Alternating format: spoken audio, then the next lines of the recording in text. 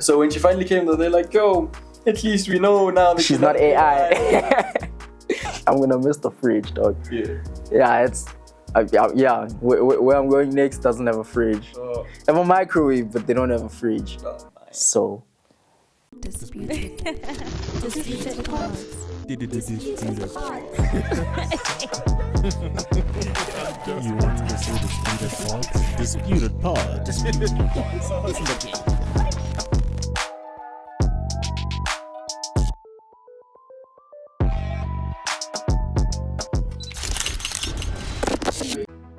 Yo, what it is, everybody? Kalibito Nico, Elisaiti la. Yeah, man, yeah. As you can see, we are in Disputed Pods. But season 2? How? But it's because we've got the esteemed guest here, the wonderful Mamello, the great programmer that's been a part of us for the past few months. Not great programmer, I use ChatGPT. But Marmalade Jam name so nice, you spread it twice though. Okay, so Mamello, this is a full circle moment, right? You've been on this side of the mic many times. I mean, you've been on the pod, off the pod, you've been, But today, it's all about you, man. The spotlight is on you. And when you look back at your time at Disputed People Games, what's the very first memory that pops into your mind? The very first memory was day one. I got here and I met Kumo and Ray, and we had already met before. I just met them at that moment. Yeah.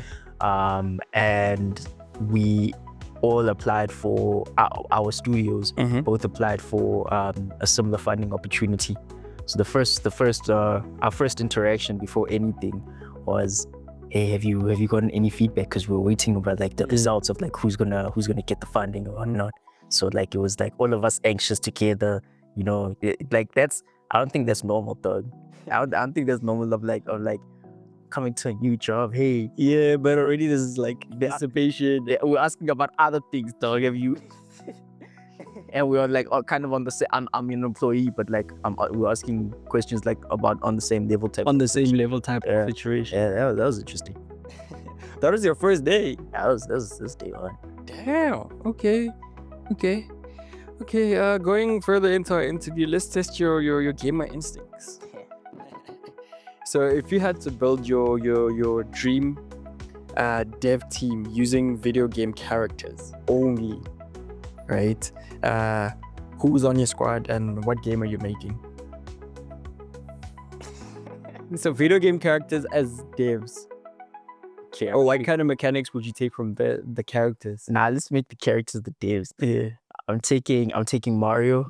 Mario! Yeah, I'm taking Mario because like he just understands jumping. And like jumping feels nice on Mario. Yeah. I'm taking, you know what, I'm not taking a character, I'm actually taking a person, a real person. Gen Z from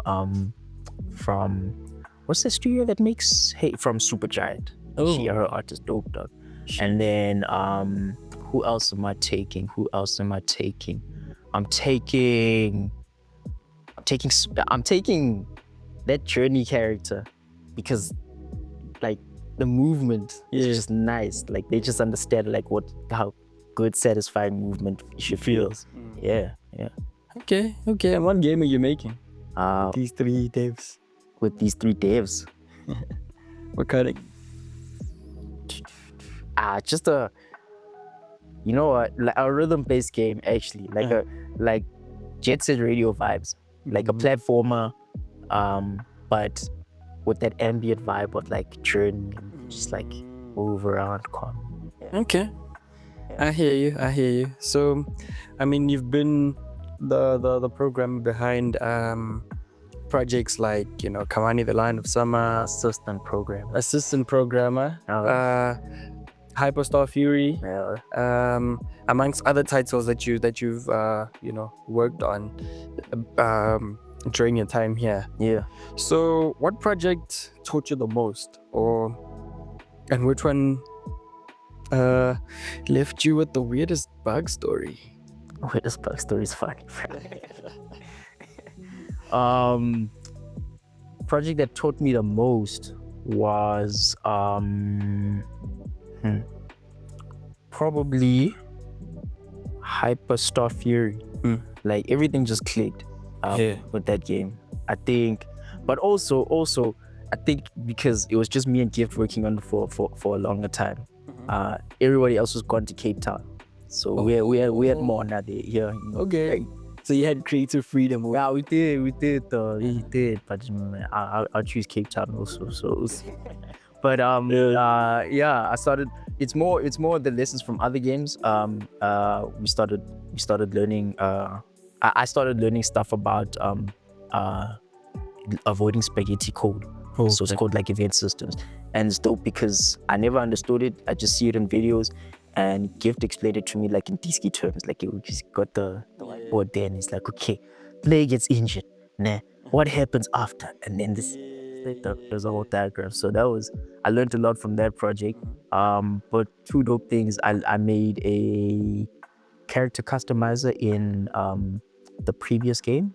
The counting towards Yeah, that was venture. yeah. And then so that was fun. And then I also learned a lot in this game over here because I was learning Fmod. Like that's a dynamic audio system. Because Gift always he always cries about the audio sucks in the games, you know, or there's no vision to it. So I was like, okay, let me learn this thing. And try it out. Yeah, that was dope. Okay. Now that's interesting. Ever come across any crazy bugs? I know Kamani like gave us like a few problems sometimes, like would be like playtesting it and Come on, bro.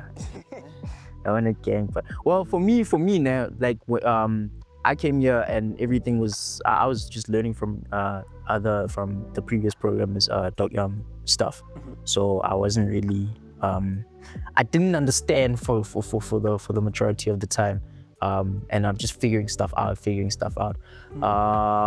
But it's not my crazy bug now. yeah. But there was a time where Gift is testing a mini map with Kamani, and then it just killed his PC. It's like dead. And then it happened to Homelang also. So now we all gathered around my PC, and now we're taking turns on working on my PC.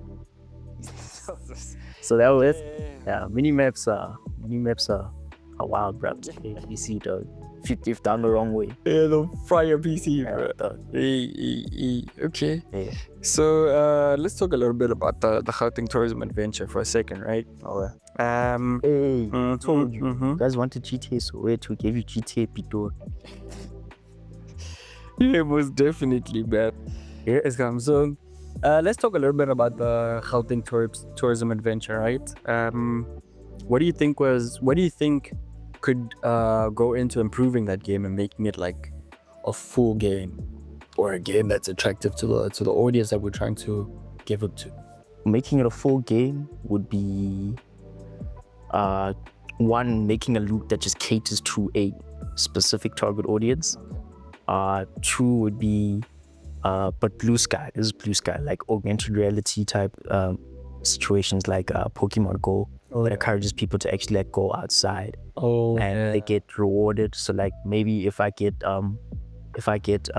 gift shop rewards, that would be cool. Or maybe like a free house. But I hear the augmented reality. Yeah, Like you could maybe have the GTA app on your phone. yeah. And maybe like, you know, when you shooting and stuff, if you find like a tourist attraction that's in the game, you could like get like points, or maybe, You know what I'm saying? You know, maybe like a free hard train ticket. yeah, That'd be cool. That'd be cool. or free ticket, yeah, or Drift City, you know what I'm saying? Yeah, it could actually be like treasure hunt vibes. Yeah, right. I'd feel that, bro. Yeah, I think I'd like that too, you know? I mean, even if you like, if I can earn like, what's that? What a Kruger Rains. Why not, dog? Actually, yeah, nah, leave it at that. Yeah. I just forgot what they're called, right? The devs should know. Side-eyeing you. Yeah. But No. yeah, if you earn like rewards based on like how much you use the app and all of that, That'd be dope, dog. Like, that'd be probably dope. So, you brought such a distinct voice to our podcast, Disputed Pods. Oh, yeah. Yeah. I feel like you guys carried like the new seasons of looking dope. And the green screen, guys. The green screen. Man. Oh man, thank you so much. But I mean, you and the devs are actually the pioneers of what it is today. You've brought a very distinct voice to the podcast, insightful and hilarious. Sometimes. Yeah, or sometimes. Well, sometimes member dog. Mamello could be very quiet sometimes. But I mean, when he was on the pod, most times, I mean, you knew he was there, definitely. See, they get the green screen on, I'm gone, dog. So. Ish. You're leaving after we got the green screen. Yeah. But I mean, you're based on the new season, so. Oh, Yeah. So how did being, part of Disputed Pod shape your experience as a dev and vice versa? Like how did it change your perspective on overall deving and just entertainment practices? Like I don't think it really changed anything or impacting me, but like I think it was cool to be a part of, even from like a distance, like even just like watching and liking and subscribing and whatnot, because it reminded me of like stuff on like Vuzu, like there was The Verge and KR with Pippa. So the fact that like we're doing that, that's pretty cool. I was gonna say the fact that young black people are doing it for South Africa is quite cool. But I mean that was Pippa Shabalala also, so that was yeah. okay, no, that's a great answer. What was your favorite studio ritual or an inside joke, that really made Disputed People games feel like home? Oh, dog. This one I have to. Maybe it could be a part of. This one I have to think about, dog. This one, I have to give a good one, and I feel like I won't give a good one because like I have to reach for it now. Yeah.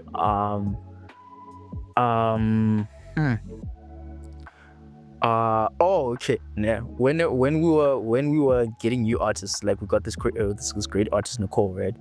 But like before she joined, we were like we were still looking for new artists, right? And there was this artist that looked very, very promising, right? And whenever we'd refer about her, right, or talk about her, we use the Fabrizio voice. It's like important transfer coming in for big man, important man. It's so it was that, and then she didn't end up joining, but like whenever we were like, she's agreement in principle, nothing signed yet, but important transfer pending. So yeah, it wasn't a here we go, unfortunately, but we got Nicole. So that was a good here we go. Yeah, we got a here we go. Yeah, that was a good here we go. And also another thing, like for the most part, half of the studio don't know Nicole like personally in person. So when she finally came, they're like, "Yo, at least we know now she's not AI." Yeah, no, those are some great moments, man. We've always talked about our dream DLCs on the podcast and what games would make into sequels, games or movies, But I'd also like to hear yours. Like, what sequel? If you were a major director, right, or a major game producer, and an idea came your way to make a sequel, which sequel would you instantly greenlight? Instantly greenlight a sequel. Could be any game in existence. Or if they said they're giving it to you to make. I mean, I'm glad that Sparking's back. So I was gonna say, bring back Budokai Tenkaichi 3, but Sparky's there. Shout out that. Maybe Burnout Paradise just for his dog. Yeah. But I mean, it's there. A good yo dog. Yo.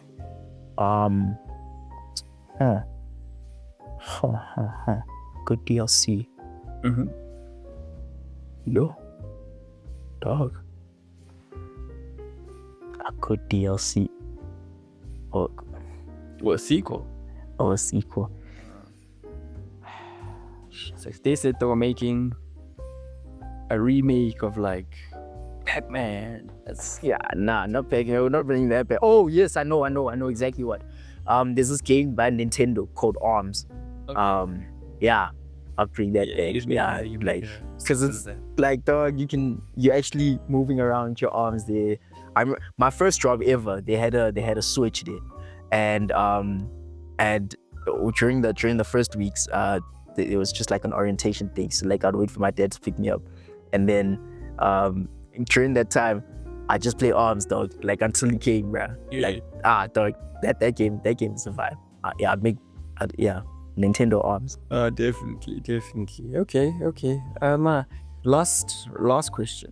Of course, you will be missed by the team and everyone. But what will you miss most about Disputed People games? The people, the chaos, the games, or maybe even the podcast, or the podcast mics? Oh no, remember the mics that we had? Like, I wrote that. No, it's pass around. It's like the stick of the sharing stick. You can share now. Yeah. Stick. You know what I will miss? I'm gonna miss the fridge of this place, bro. I'm gonna miss the fridge, dog. Yeah, it's where I'm going next doesn't have a fridge. I have a microwave, but they don't have a fridge. So yeah.